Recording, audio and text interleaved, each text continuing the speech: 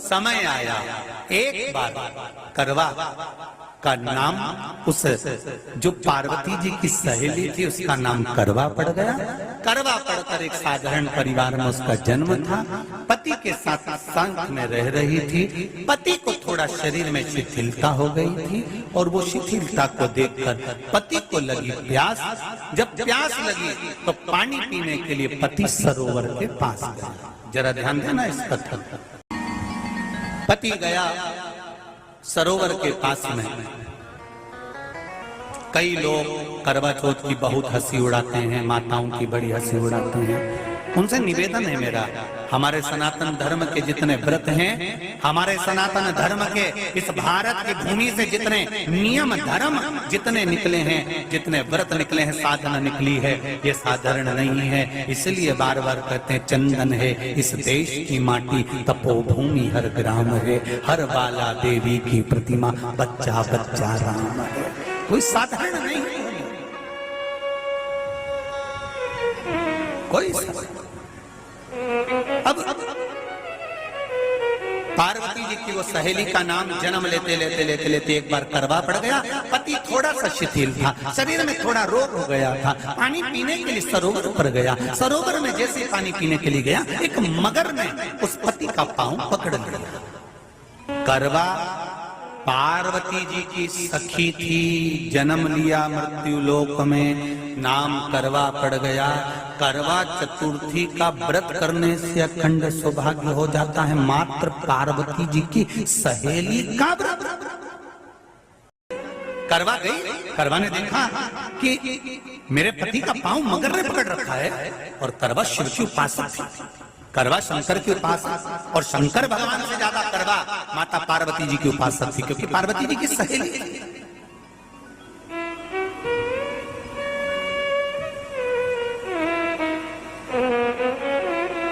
पति का पांव खींच कर मगर पानी में लेकर जा रहा था। करवा आराधना में लगी हुई थी। करवा ने मिट्टी का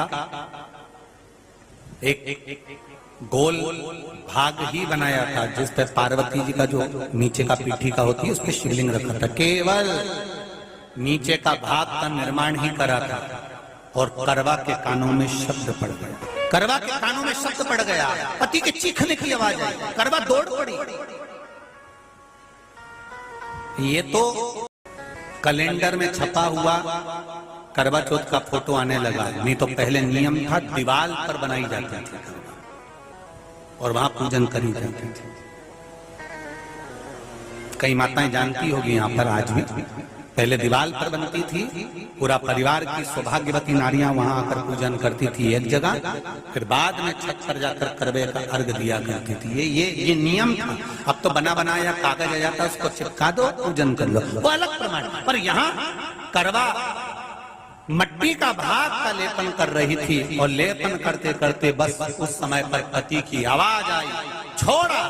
करवा भागी, और शिव आराधना में लगी हुई करवा, पार्वती की आराधना में लगी हुई करवा भाग कर गई। पति को देखा तो मगर खींच कर ले जा रहा था। करवा ने अपना चीर फाड़ा, फाड़ कर मगर की पूंछ को पकड़कर खींचा, और कितना सात्विकता में बल होगा जरा विचार करना, कि मगर को खींच कर वृक्ष के नीचे ले गई, और वृक्ष के नीचे नहीं जा पाई तो वहीं पर घाट के ऊपर घास लगी हुई थी। इसलिए आज भी करवा चौथ के व्रत में आपने देखा होगा कुछ सलाखें, कुछ घास आपको मिल जाती है। उससे एक घास से, मात्र एक घास, एक घास से उसने उस मगर को बांध दिया। मगर हिल नहीं पाया। यम के दूत आ गए इसके पति को मौत के ग्रास ले जाने के लिए। यम के दूत। करवा ने पूछा तुम कौन हो, कैसे आना हुआ? यमदूत कहते हैं तुम्हारे पति का आज अंतिम दिन है, अंतिम समय, अंतिम पल है, ये मरेगा। करवा कहती अगर मारना है तो इस मगर को मारो जिसने मेरे पति का पांव पकड़ रखा। प्राण छोड़ना है तो इस मगर के छोड़िए, मेरे पति के तो प्राण आप ले जा नहीं सकते। करवा हम अपने नियम को नहीं बदल सकते। तेरे पति की अंतिम सांसें हैं, वो मरेगा। मगर को अभी नहीं मरना है, मगर अभी कम से कम 9 महीना और जीवित रहेगा। इसका हमारे पास लेख है। करवा कहती है ऐसा हो नहीं सकता। यमदूत खड़े हैं, ले जाने दे नहीं रही। क्रोध आ गया करवा को, हाथ में जल उठाया। अगर एक यमदूत भी मेरे पति को उठाकर ले जाता है तो मैं शिव भक्त माता पार्वती जी की भक्त करवा आपको श्राप दे दूंगी। सब दौड़ पड़े, यमराज के पास चले गए। यमराज ने पूछा तुम दौड़ कर आए हो, क्या हुआ? यमराज पूछते हैं, दूत कहते हैं वो करवा अपने पति को नहीं लाने दे रही। यमराज वहां कर खड़ा हो जाता है। करवा को समझाया, करवा तेरे पति के प्राण जा चुके हैं, तेरा पति अब मरने वाला है, अंतिम क्षण इसको ले जाने दे, इसका आज आखिरी दिन है। मगर को ले जा पर मेरे पति को नहीं। मान नहीं पाया। यमराज जब क्रोध पर अड़ गया तब करवा को क्रोध आया और क्रोध में आकर जल लेकर करवा ने श्राप देना चाहा यमराज को। यमराज चरणों में पड़ गया, रेन दे करवा, मैं तुझे वर देता हूँ। आज चतुर्थी का दिन है, तेरे पति को मैं जीवन दान देता हूँ। आज के दिन जो तेरे नाम से व्रत धारण करेगा उसका खंड सौभाग्य स्वयं यमराज करेगा। स्वयं ये वो करवा चौथ का व्रत है। इसलिए करवा चौथ के उद्यापन में लिखा है,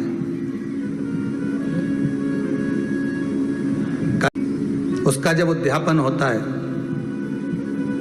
तो एक थाली में 13 जगह पर 4-4 पूड़ी रखी जाती है। आप लोगों को तो मालूम होगा, आप लोगों ने करा होगा करवा चौथ का उद्यापन।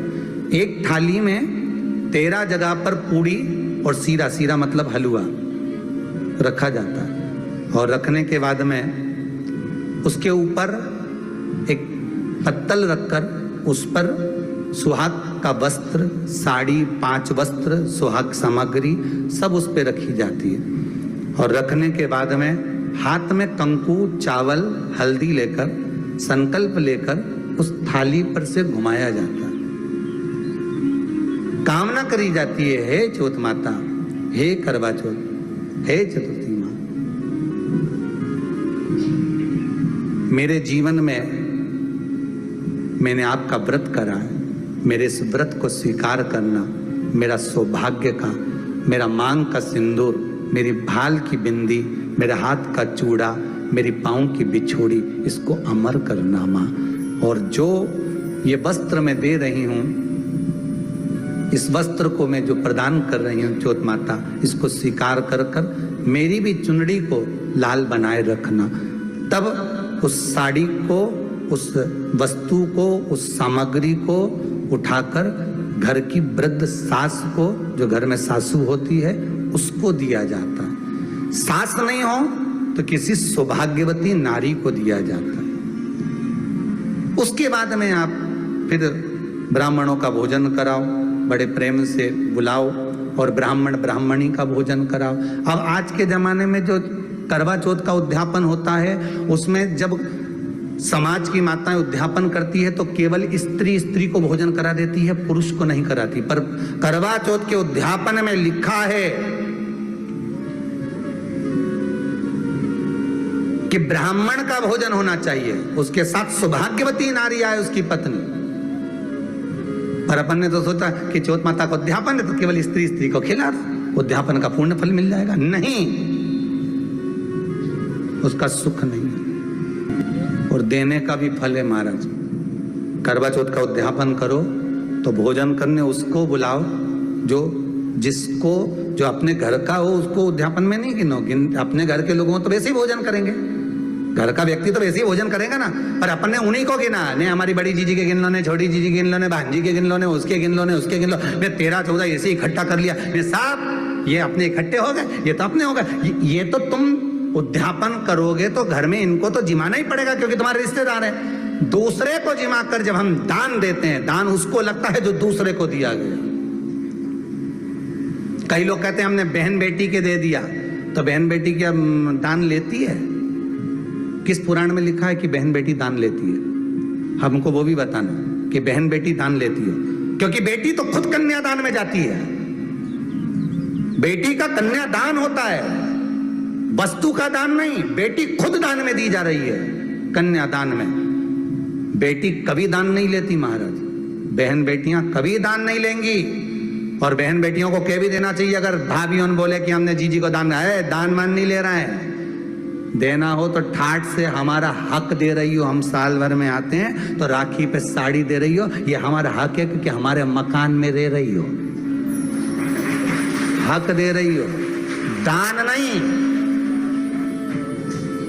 दान देना है तो पंडित जी के दो, दान देना है तो ब्राह्मण को दो, गौ माता को दो।